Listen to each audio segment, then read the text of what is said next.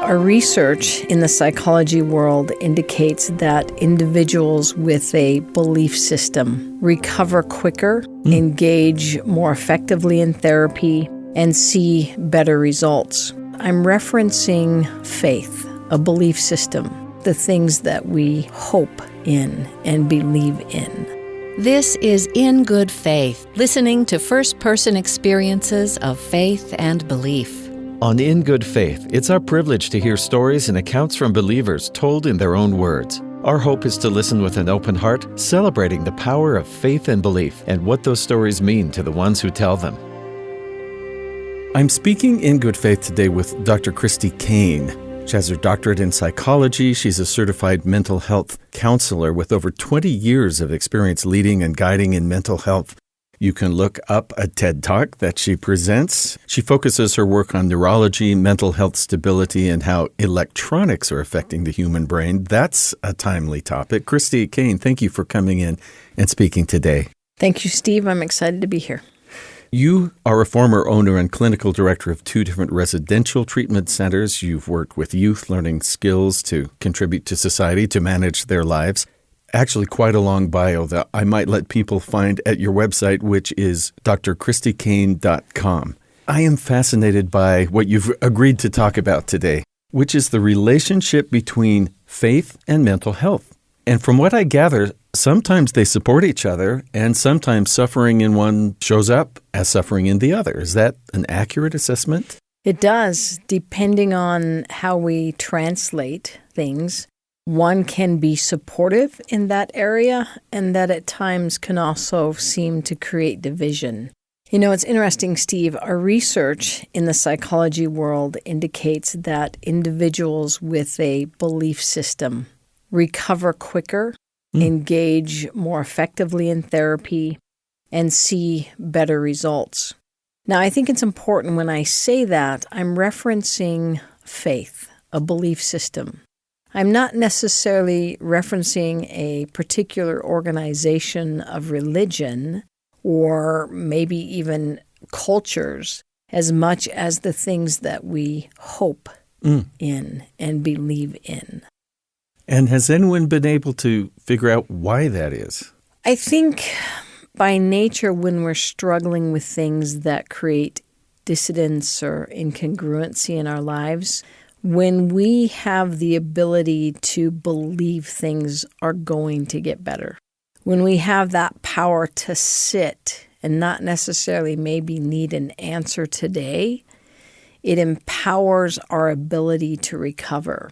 There's a lot of research that shows our ability, which is changing in our world today, but our ability to not know, but still believe. To sit with the unknown is actually empowering to our mental health. I don't know if you remember that marshmallow study way back when. This is the kids who had a marshmallow in front of them.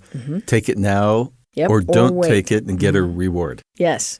And so the long-term research of the individuals who participated in the study, those who were able to wait, even though they didn't understand, had better mental health overall. And our society today is being driven by instant information.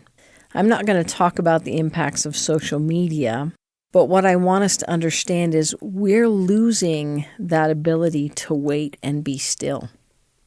Christy, I'm frustrated if it's going to take 2 days for my Amazon package to arrive. Or 5 seconds for your page to load, right? Yes. But faith contains a part of waiting. It contains a part of being okay with not knowing. And for so many, especially in that mental health world, if we can wait, if we can know that there aren't answers now, but hope in answers to come, there's greater ability to adapt and to hold and to believe in things getting better. We see a dramatic change in our world today in this instant information highway. What we see is an expectation of fix it now or give me the answer now. And sometimes in that process of not being able to wait, we see the increased levels of anxiety and depression and worry. Could you maybe walk us through an example, an aggregate or a fictional client comes to you, and what might they share, and then how would you help them through that? So many times, especially where I practice, there is a predominant religious faith. So where I live, the predominant religion faith would be the Church of Jesus Christ of Latter-day Saints. Through the years, there are lots of changes that come about both in policy within that religious organization, in administrative purposes, or different things like that. Oftentimes, individuals will come into my office in a faith crisis, if you will, because there's some kind of policy change, administrative change, or sometimes in their own interpretation, they may think doctrine has changed. And that change disrupts their safety, their ability to feel the Spirit, their belief system. And so, I have a client recently that came into my office due to some policy changes that took place at Brigham Young University. They were a student there and felt that it traumatized their belief system and that they wanted answers now. They wanted to know why were these policies being made, who had the authority to make those policies, did they see the long-term impact, and that it didn't jive with how they felt it should go. And so I had the opportunity to talk with that individual and say, okay, tell me really about your faith. Everything that you're bringing to me that's disrupting you emotionally and creating this depression and this anxiety, because they were even questioning whether or not they wanted to continue as a member of that religious organization. And as we walked through that, they were able to recognize a separation between policy and decisions and spirituality and their faith and the things that they really wanted to hold on to. And we talked about the ability to recognize that we aren't always going to have an answer in a faith crisis. We're not always going to understand why certain things happen, but we can return back to the well. We can return back to some of those spiritual things. We talked about promptings that this individual felt that they had in their lives. We talked about the things that they foundationally believed in. And by the time, we were done with our therapy, the person recognized that for them, within the Church of Jesus Christ of Latter-day Saints, was still the well that they wanted to hold on to. And so their concerns, they needed to be able to sit aside on a shelf, accepting that they were there, but realizing right now they weren't going to get the answers that they were seeking, but that was okay. Now, you mentioned that they were shaken by changes, and I can understand confusion, sort of thinking of the brain side of this. But why is that a faith crisis? Is it because we have maybe based our faith or belief on something that's not that anchor that you're talking about? Is that part of it? Sure. I think within all religious sects, there's the functionality process, and then there's the foundational principles of belief. And I think as humans, we tend to tie them together or confuse them together. And when we do that, and there are some significant change or talk given or policy brought forth, it can create that faith crisis because we don't always, as humans, separate the two. And so I think it's important to understand that faith is a belief in the foundational principles of whatever religion a person belongs to. And then there's always going to be policies and procedures and processes of the, I guess I want to say, entity or organization that manages and is the steward of that doctrine and faith, right? Which consists of people. Yes, and people, people make mistakes. I make mistakes all the time, But we tend to idolize in our misunderstandings and forget that people are people. Like sometimes within different organizations, they'll make a person a saint, if you will, and they're just a person. Or they'll put someone on a pedestal, and then that person falls off that pedestal in that person's eyes, and then they have a faith crisis because the faith was in the person and not so much in that individualized doctrine. That idea of waiting and things not being what you think they're going to be makes me think of Mother Teresa, now Saint Teresa. Yes. And her experience with the homes for the destitute and dying, starting in Kolkata now, and other places, and that she shared with her priest or her spiritual advisor her journals of the agony of, at some point, she started to not feel that presence of God, in spite of the fact that she knew what she was doing was good and it is what had built up her faith before. But that sounds like that's not an isolated incident. I don't think so. I love Mother Teresa's faith to move forward, even though, like you said, she talks about having that one very clear calling and then never really having such a clarity for the rest of her life. But she knew that clarity so well that it gave her the ability to continue. It doesn't mean that she didn't struggle. It doesn't mean that sometimes she wondered, why am I still not getting that type of clarity? I mean, Steve, I think that brings it into a segue that's really important oftentimes when individuals are struggling with like major depression or anxiety or bipolar or other personality issues. They may have been used to experiencing spiritual directive a certain way. And then when that imbalance to the brain, the neurological chemicals comes about, they may feel that their spiritual directive has altered, that they don't have the same promptings and the same light and same understanding that they used to. And they may wonder and question, did God leave me? Am I not worthy enough? What should I be doing that I'm not doing? And the reality is sometimes that's a time of standing still, realizing you've done nothing wrong, and realizing that there may now be other avenues to explore in your ability to maintain that trust and hope in your faith. I have many people that struggle with, why isn't my depression being taken away?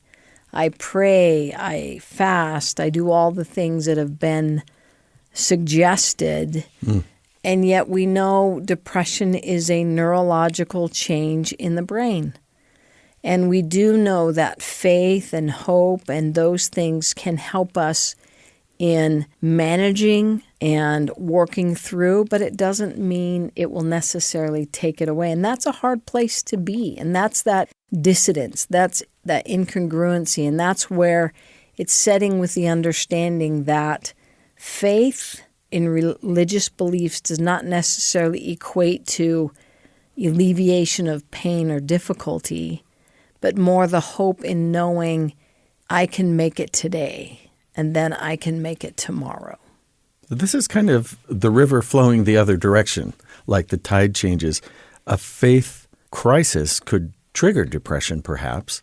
Yes. But you're talking about someone who starts experiencing depression or bipolar disorder, and that triggering the faith crisis the other way. And I try and be really open that I'm someone who has and do experience some level of depression.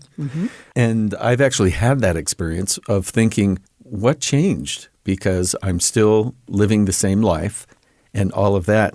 And I love what you said. I think we need to normalize that this is a condition that we need to talk about because there's lots you can do about it.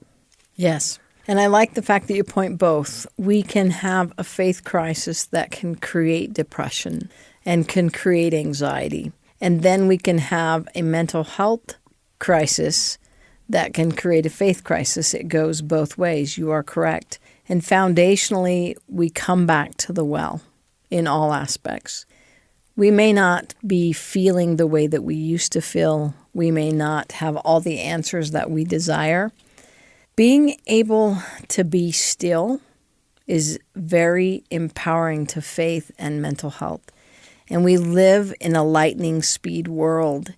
There's so much research that shows that more and more individuals are not comfortable with not knowing, not having an answer, that incongruency moment, right? And yet it's so powerful for the brain and for our faith when we can wait for the second marshmallow. Be still and know a marshmallow is on the way. Yes. To quote the scripture, Yes. Exactly. Hey, that's a good one. I'll have to think about that. I actually love you said that they had followed up with. They did. It'd be interesting to say in your biography someday, one of these folks, I was one of the marshmallow kids. Yes. Yep. So you talk about being still, and I was talking about meditation with one of my kids one time. I said, what if we do this for just like 3 minutes? And they said, Dad, that is the most boring thing I can imagine. And they were almost panicking at the idea of be still, clear your thoughts. Do you have to work with people and say, you can do this and please try this? What is that process? Well, I think meditation is an individualized as the person, because like I'm going to join your kids in that. Like when people say, okay, we're going to sit still and not think about anything for a few minutes, I'd be like, are you kidding? There's no way I'll do that. I think meditation is the positive empowerment process to the brain. There's a lot of research that shows the brain by itself, coming out of UC Davis, is a instrument of survival that sees the negative. The brain is always trying to make sure that we're safe and looking for anything that can threaten us. But there's tons of research that shows that we can create that positivity within the brain by the input that we seek.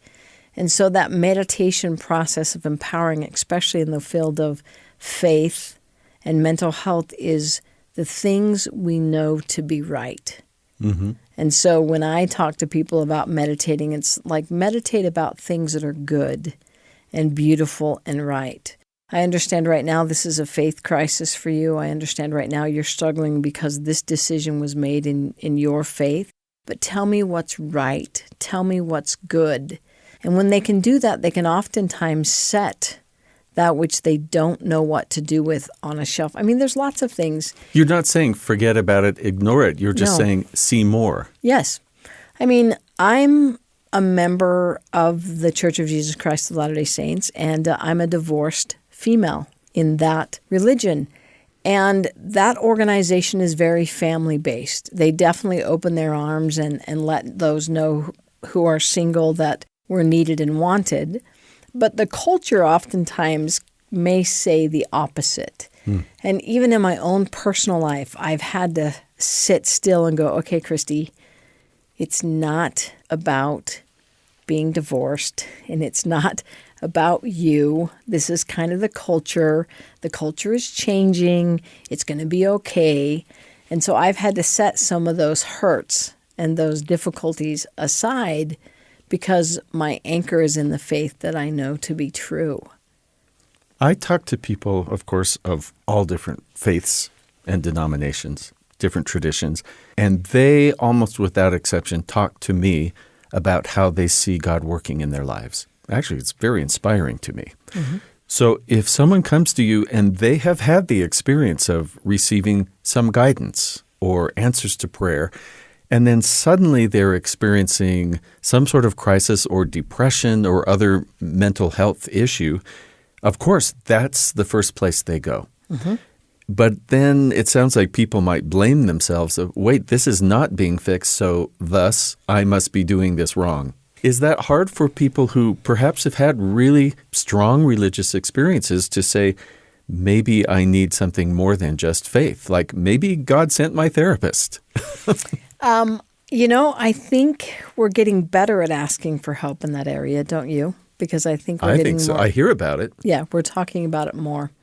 It's interesting, as humans, we tend to blame ourselves first. And I'm not exactly sure all of the science behind why we do that. Maybe because we believe if we blame ourselves, we can possibly fix it. And we always want to fix it, like we always want an answer.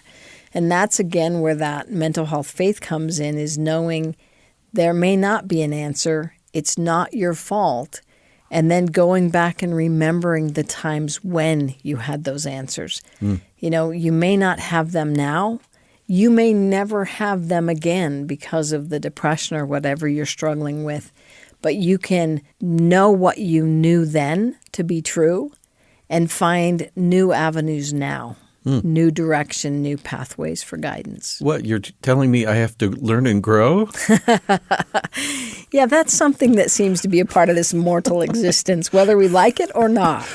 Dragged, kicking, and screaming, we get chances, Yes. at least if we'll take them. One thing I was also going to add is, suicide gets talked about so much in our society right now. And one common denominator, like people will ask mental health professionals all the time, what do I look for to know if someone might be suicidal?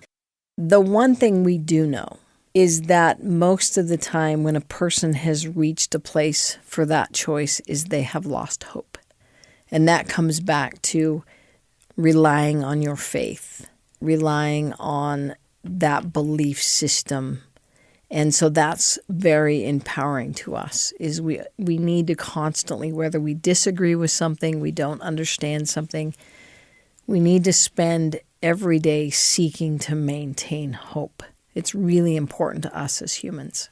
Oh, you're making me think of Emily Dickinson. I think it's hope is a thing with wings, which sounds like it can lift us. It does. It gives us, in those dark moments when we can return to that faith, because we're all going to have a mental health crisis. We're going Wait, will you say that again? Okay, we're all going to have a mental health crisis. in our That sounds lives. like interesting information. I don't think most of us think we will. Whether it's a death of a loved one, whether it's a divorce, a financial crisis, a child making a decision contrary to what we think they should, a loss of a job, a chemical imbalance in the brain. I don't know anyone who won't have a mental health crisis in their lifetime. We'll process them differently, but we will all have that mental health crisis. And it will be that faith and hope that can lift us through that. You have worked with young people a lot. I have. How do you prepare, or how can a parent, someone listening, or perhaps even a religious leader help prepare kids for those things that are coming in their future, those challenges and those things that will make them question themselves or their faith or whatever it might be? Are there good things we can purposefully do? Allow young people to sit with ambiguity and unknown. And does that mean you have to explain to them what's happening in that process? Sure. It's really important to teach young people how to find answers for themselves. Allow them to struggle. Allow them to come to you with solutions. The brain seeks to find pathways to solve problems. We're almost all problem solvers. And in the journey of learning to do that from a very young age, then when those faith crises come, when those mental health difficulties arrive, we've empowered them with that skill set of saying, okay, I've solved these type of problems before. I can do that now. I think a great disservice sometimes we do in a desire to rescue because we love and we care is we jump in and we provide the answers. And when we do that, we A, don't let them wait for the second marshmallow, and B, we don't provide them with the neurological growth of capacity of being okay with not knowing and not having the answers today. There's many things about my faith that I don't have answers for. There's lots of questions I'd love to have answered. But I know what I do know is enough for now, and I'm okay to wait for more to come. But we don't wait today. We have 5 or 6 screens on our computers. We type in and we want an answer to something right now.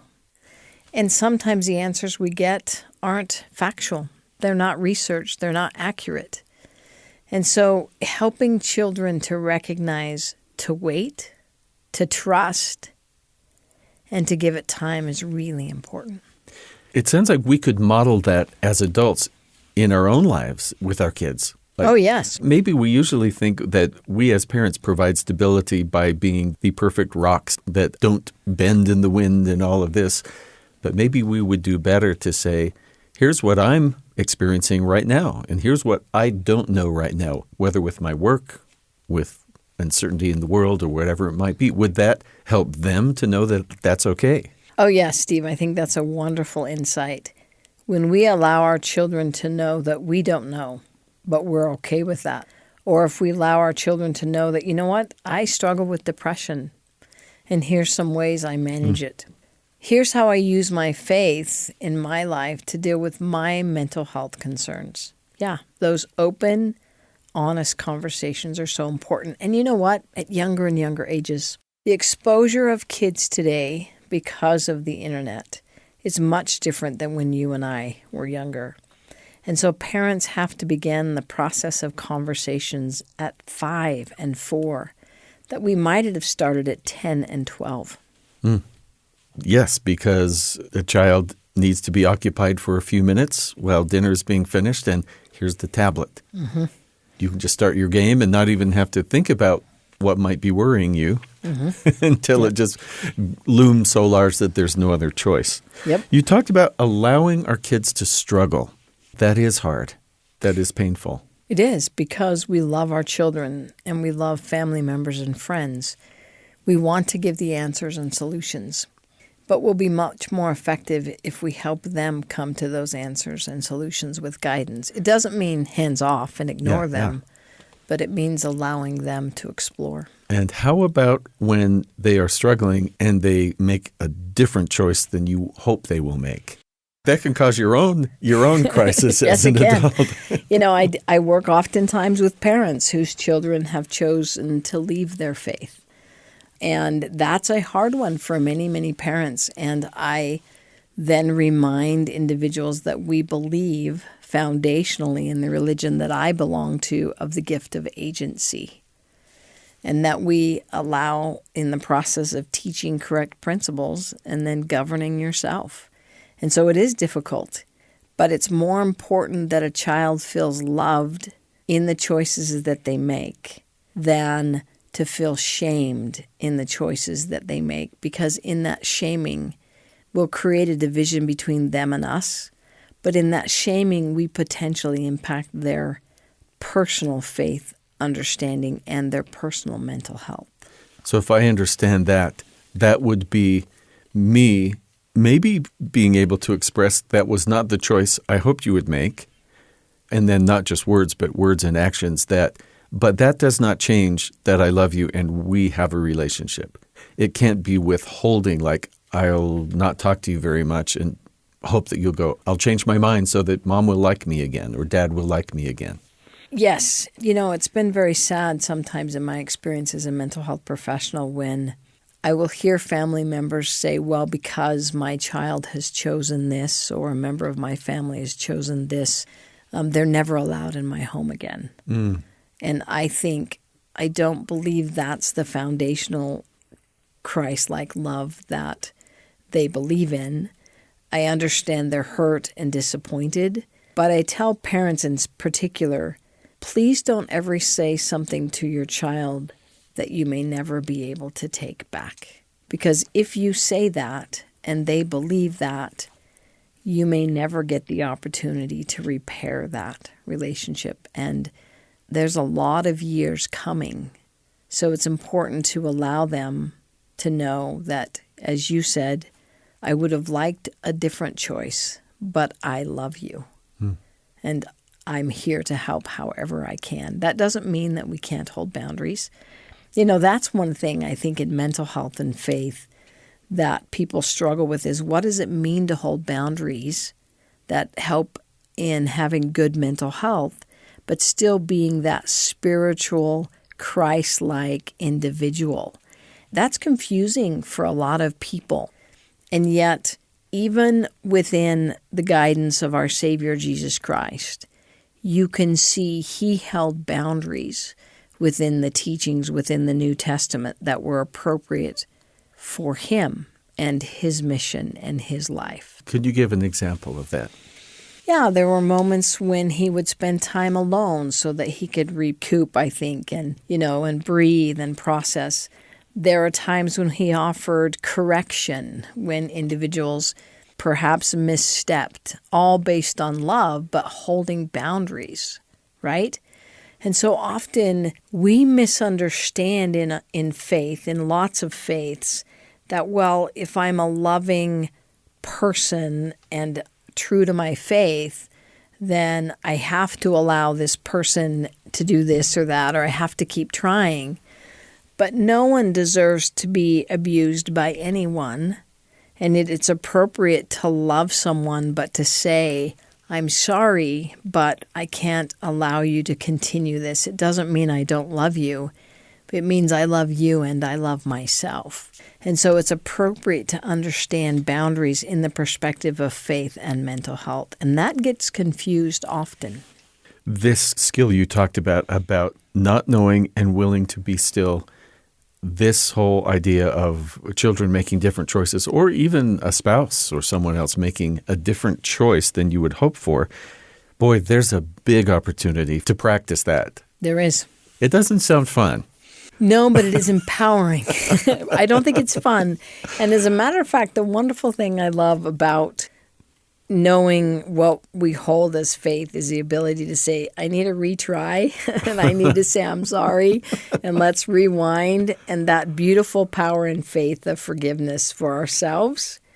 I mean, that's the other one avenue in mental health and faith that combined in an interesting journey is the concept of self-forgiveness. That creates a lot of mental health issues for individuals because they don't have the capacity to forgive themselves. They struggle with that capacity. They can forgive others, but for some reason they think they deserve to be punished, and they're seeking that punitive process, and that creates such severe mental health issues we see in the psychology world, in all religious aspects of that inability of self-forgiveness. Wow. So if the world isn't punishing me, maybe I'll punish myself because I quote, deserve it? Or is that conscious or unconscious?